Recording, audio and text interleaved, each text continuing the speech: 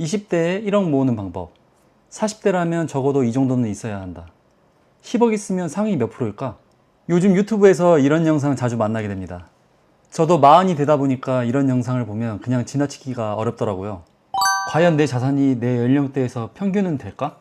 그래서 오늘은 먼저 2025년 12월 발표된 가계금융복지조사를 바탕으로 대한민국 가구의 평균 순자산을 살펴보려고 합니다.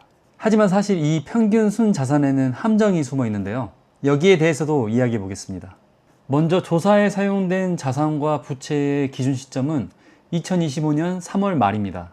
그리고 이 수치는 개인이 아니라 가구 단위의 자산입니다. 그렇다면 대한민국 가구의 평균 순자산은 과연 얼마였을까요? 전체 가구의 평균 자산은 5억 6,678만 원이었습니다. 평균 부채는 9,534만 원이었고요. 자산에서 부채를 뺀 평균 순자산은 4억 7,144만 원이었습니다. 그러니까 대한민국의 한 가구는 평균적으로 약 4억 7천만 원의 순자산을 보유하고 있다는 뜻입니다. 이제 가장 궁금한 연령별 평균 순자산도 살펴보겠습니다. 가구주가 39세 이하인 가구는 평균 2억 1,950만 원, 40에서 49세 가구는 평균 4억 8,389만 원, 50에서 59세 가구는 평균 5억 5,161만 원, 60세 이상인 가구는 평균 5억 3,591만 원이었습니다.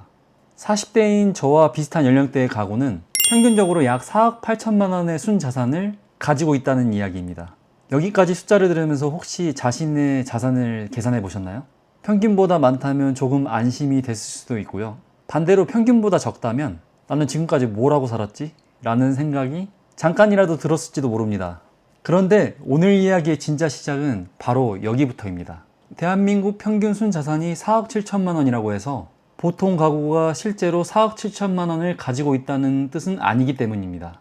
같은 조사에서 전체 가구의 순자산 중앙값은 2억 3,860만 원이었습니다. 평균은 4억 7,144만 원인데 중앙값은 그 절반 정도인 2억 3,860만 원이었던 겁니다. 평균과 중앙값 비슷해 보이지만 의미는 꽤 다릅니다. 평균은 모든 사람의 자산을 더한 뒤 사람 수로 나눈 값입니다. 반면 중앙값은 가구를 자산 순서대로 세웠을 때 정확히 가운데에 있는 가구의 자산입니다. 예를 들어 5가구의 순자산이 1억, 1억, 2억, 2억, 24억이라고 해보겠습니다. 5가구의 자산을 모두 더하면 30억이고 이를 5으로 나누면 평균은 6억입니다. 그런데 실제로 6억 원 이상을 가진 가구는 5가구 중 한 가구뿐입니다. 가운데에 있는 가구의 자산, 그러니까 중앙값은 2억입니다. 평균값인 6억만 보고 보통 가구는 6억 정도 가지고 있구나 라고 생각하면 현실을 꽤 다르게 이해하게 되는 것이죠. 실제로 조사 결과를 보면 전체 가구의 57%가 순자산 3억 미만이었습니다. 반면 순자산 10억 원 이상을 가진 가구는 전체의 11.8%였습니다. 또 순자산 상위 10%의 가구가 전체 순자산의 46.1%를 차지하고 있었습니다. 즉 자산이 많은 일부 가구가 전체 평균을 상당히 끌어올리고 있다는 뜻입니다. 물론 평균이 틀린 숫자라는 말은 아닙니다. 대한민국 전체 가구가 가진 자산 규모를 파악할 때는 평균이 유용합니다. 하지만 우리가 정말 궁금한 것은 대부분 이런 질문입니다. 나와 비슷한 사람들은 얼마나 가지고 있을까? 나는 또래에 비해 잘 준비하고 있을까? 나는 인생에서 뒤처진 걸까? 그런데 전체 평균은 이런 질문에 정확하게 답하기 어렵습니다. 같은 40대라도 상황은 완전히 다르기 때문입니다. 서울에 자가를 가진 맞벌이 가구가 있고 지방에 사는 1인 가구가 있고 자녀 2명의 교육비를 부담하는 가구가 있고 부모에게 집을 증여받은 가구도 있습니다. 집은 있지만 대출이 큰 가구도 있고 집은 없지만 금융자산과 현금을 꾸준히 모아온 가구도 있습니다. 이렇게 조건이 다른 사람들을 40대라는 하나의 상자에 넣고 평균을 낸 뒤 그 숫자와 나를 직접 비교하는 순간 평균은 정보가 아닌 성적표가 되기 시작합니다. 저는 이 통계를 보면서 떠오르는 책이 한 권 있었어요. 바로 한스 로슬링의 팩트폴리스입니다. 이 책은 우리가 세상을 잘못 이해하는 이유가 단순히 지식이 부족해서만은 아니라고 말합니다. 사람에게는 복잡한 현실을 빠르고 단순하게 판단하려는 본능이 있기 때문입니다. 평균 자산을 볼 때도 이런 본능이 작동합니다. 첫 번째는 간급 본능입니다. 우리는 사람을 두 집단으로 나누는 것을 좋아합니다. 평균 이상과 평균 이하. 부자와 가난한 사람, 성공한 사람과 실패한 사람. 하지만 현실은 그렇게 두 개로 깔끔하게 나눠지진 않습니다. 평균보다 자산이 적어도 부채가 없고 안정적인 소득이 있는 사람이 있고, 평균보다 자산이 많아도 대출과 생활비 부담 때문에 매달 불안을 느끼는 사람이 있습니다. 그런데 평균이라는 선을 하나 그어 놓으면 그 선 위에 있는 사람은 잘 살고 있고 그 아래에 있는 사람은 잘못 살고 있는 것처럼 느껴지기 쉽습니다.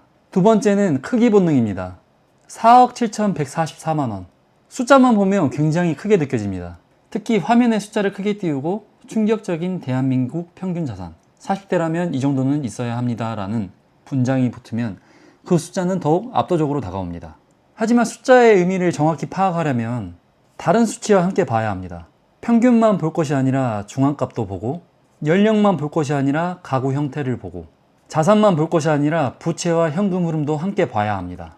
나는 40대 평균보다 1억이 부족하네. 그 순간 1억 원은 원래 내게 필요했던 돈이 아니라 남들과 비교한 뒤 갑자기 생긴 결핍이 되어버립니다.